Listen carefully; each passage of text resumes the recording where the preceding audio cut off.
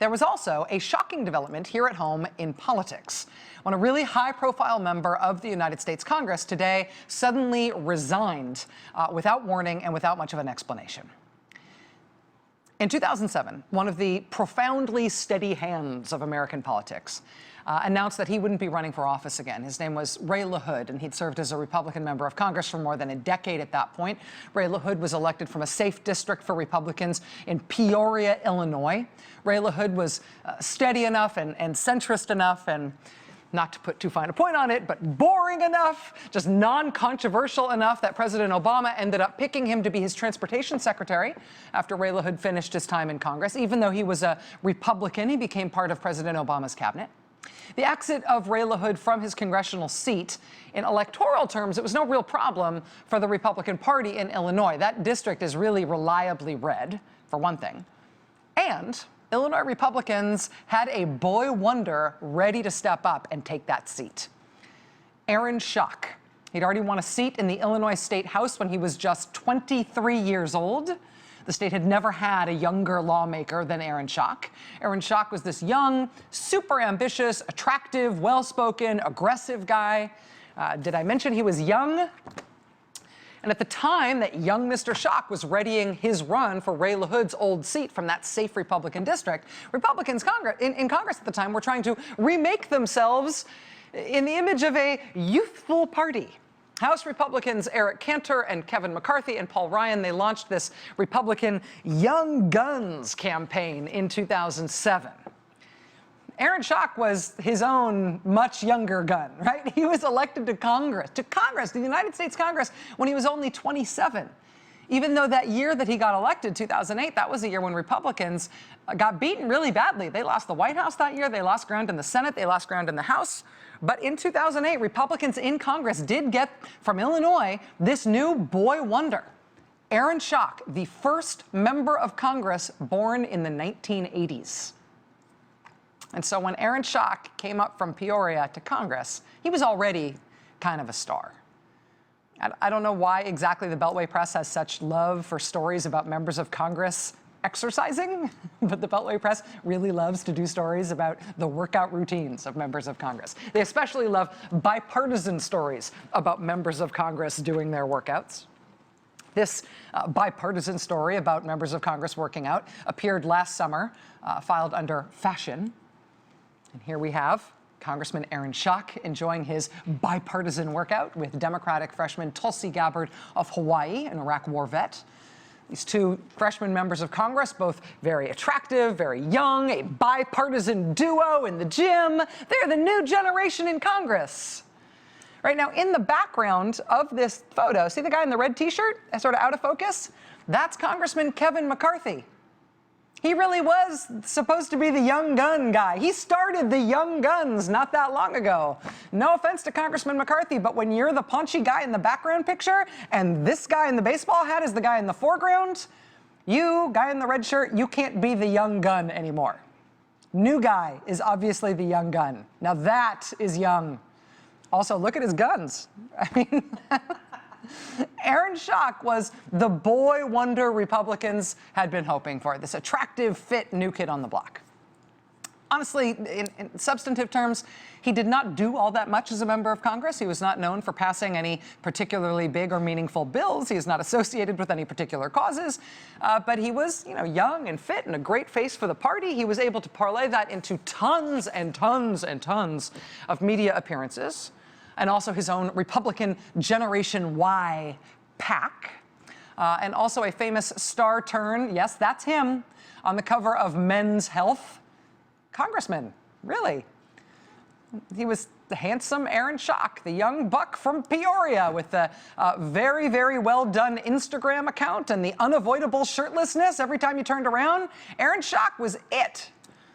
And yeah, sure, maybe he decided that he would read a magazine called Washington Life in Congress, ostentatiously, literally on the floor of the House, while Kathleen Sebelius was testifying about Medicare costs before his committee. Medicare costs are boring. This magazine is awesome. Aaron Schock could get away with stuff like that, right? He was Republican boy wonder. But there was always this other thing about Aaron Schock from the very beginning of his career.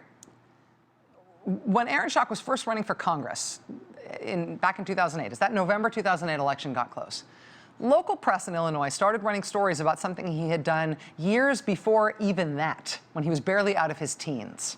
Look at this. False dates on documents raise questions for Schock.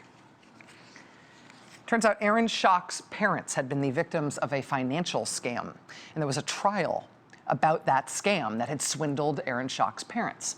Aaron Schock's dad testified in that trial that his son had signed off on backdated documents. The date was off by more than a year.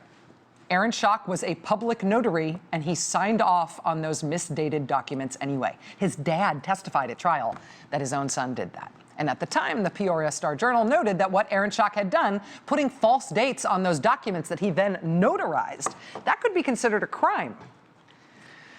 That report appeared less than a month before the election that ended up sending Aaron Schock to Congress, right? So it didn't end up being determinative. It just was a little embarrassment on his way to becoming a young Republican star in Congress. You know, he went on to Congress. That mini scandal back in Peoria did not turn out to be a big problem for him. But it might have been a first sign, because this did become a big problem for him.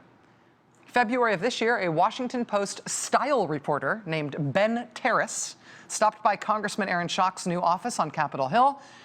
Reporter Ben Terrace described the anteroom of the congressman's office this way, quote, bright red walls, a gold-colored wall sconce with black candles, a federal-style bullseye mirror with an eagle perched on top. The receptionist told him that the decor had been based on Downton Abbey. And then the congressman's interior designer popped out of a doorway inside the office and introduced herself and showed this reporter the congressman's private office, also with a dramatic red motif with very memorable furnishings like a dripping crystal chandelier, massive arrangements of pheasant feathers.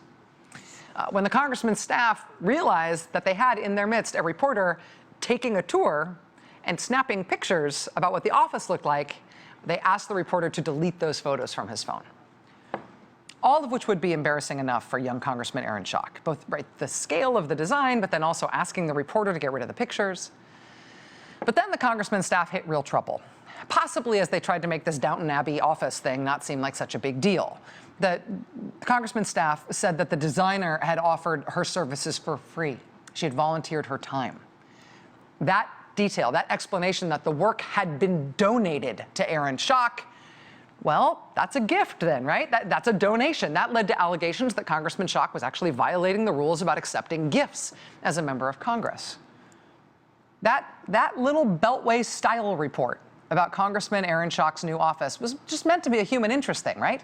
But this mention that the designer had worked for free, it just started a very fast, very ultimately destructive cascade of terrible news for Aaron Schock. I mean, first we got that allegation about the Downton Abbey office. Then came allegations that he might have taken private plane rides that violated House rules. Then the AP cross-referenced his fancy Instagram account with those plane rides to show him how him jetting around to concerts and parties.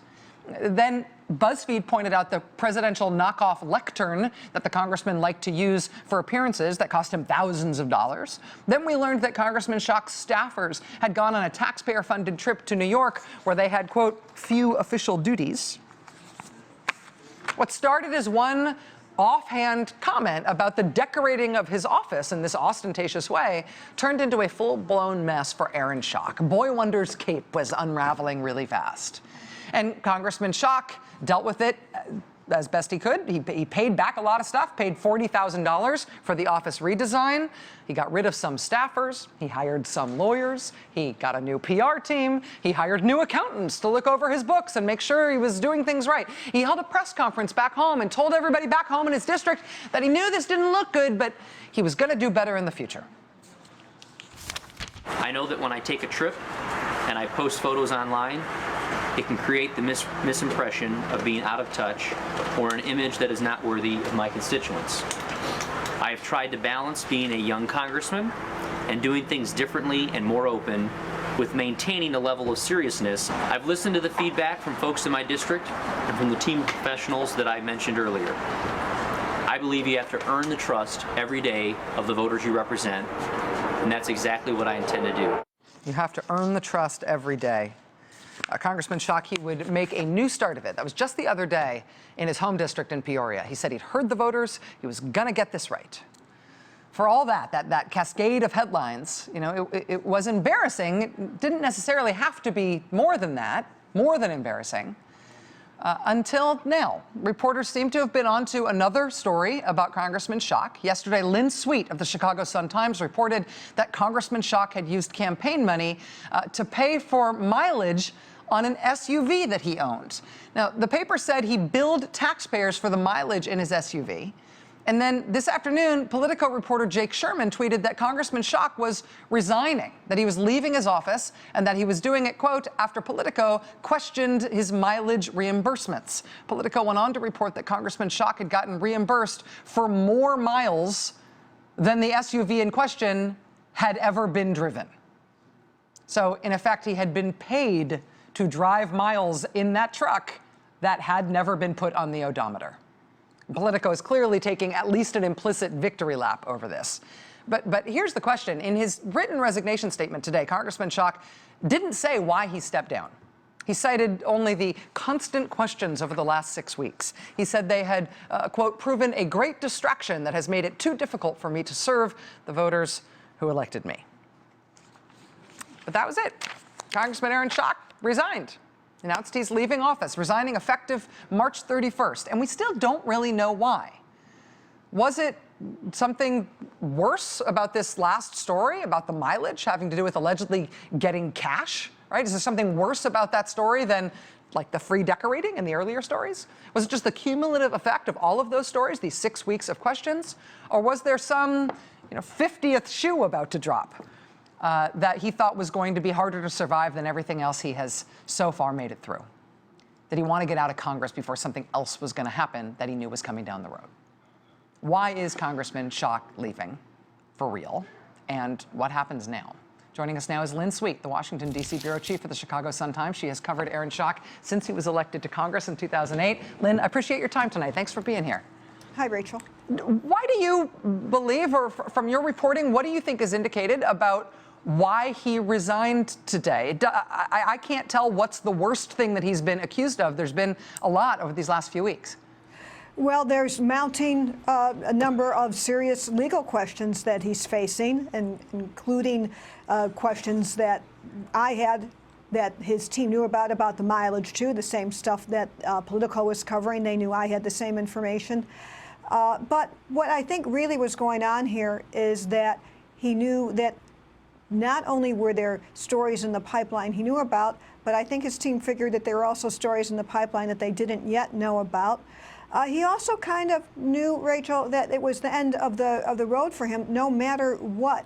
He craved celebrity and a jet-set lifestyle. That was ending. He had his serious legal problems, which he hopes to downplay by quitting and paying back some of the money as certain things become apparent, not everything, but some. And I think he also was losing support locally. Almost every local newspaper and columnist was writing very scathing editorials about him. So the life he loved in Congress was over, and I wouldn't underestimate that either. And I would emphasize that even though he leaves Congress and can end the investigations of the Office of Congressional Ethics, and one that was likely to happen from the House Ethics Committee, this does not automatically erase anything the Justice Department might feel like doing, or a lesser regulatory agency, the Federal Election Committee. Is there any indication that DOJ or the FEC have started any sort of investigation into him, and would we know if they had? Well, the FEC, which basically it does slaps on the hand, nothing serious in case of all these questions about how he used campaign and taxpayer money, they might take it on. By quitting Congress, though, he makes himself less of a target, less of a pursuit. No one has reported yet that the Department of Justice has opened up any kind of inquiry. Lynn, one last question here in terms of thinking about his trajectory in Illinois and getting to Congress. I mean, is this the sort of thing that there was foreshadowing about. Were there shadows like this that followed him earlier in his career? It did feel like, for those of us who know him as sort of celebrity young congressman, like once that Downton Abbey office thing happened, the cascade that followed, it just felt like a tide that had been held back. It was so many different things that were reported so quickly as soon as that initial dam broke. Well, part of it was that he did report his spending, and that made it possible to put together these stories. You had multiple news organizations, including the Sun-Times, looking at him.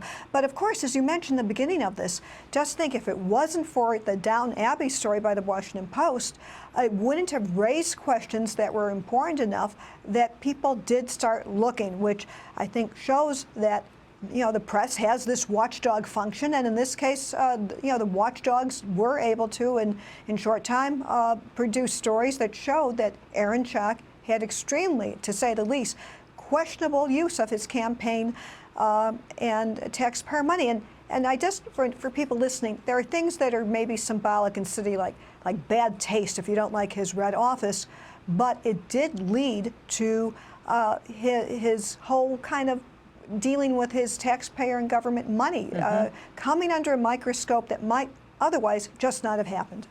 Lynn Sweet, Washington, D.C. Bureau Chief for the Chicago Sun-Times, real leader on this story. Lynn, thank you for helping us understand. Hey, thank you so much. Thanks. All right. There's much more ahead, including some more news on that breaking news we've just learned in the last hour from the Secret Service about a letter sent to the White House that has reportedly tested positive for cyanide. Plus, Senator Barbara Boxer's here tonight for the interview. Please stay with us.